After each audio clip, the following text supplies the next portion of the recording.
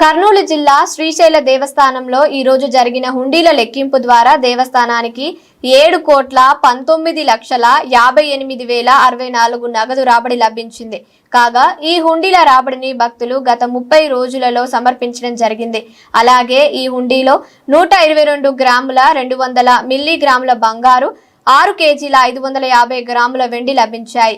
అదే విధంగా 624 యుఎస్ఏ డాలర్లు, 210 UAE dirhams, 6 Saudi riyals, 10 Singapore డాలర్లు, 20 England pounds, 14 Malaysia ringgits, 25 Australia డాలర్లు, 70 యూరోలు, 1 కువైట్ దినార్, 60 కెనడా డాలర్లు, 20 న్యూజిలాండ్ డాలర్లు మొదలైనవి ఈ హుండీల లెక్కింపులో లభించాయి. పటిష్టమైన భద్రతా ఏర్పాట్ల మధ్య సీసీ కెమెరాల నిఘాతో ఈ లెక్కింపును చేపట్టడం జరిగింది.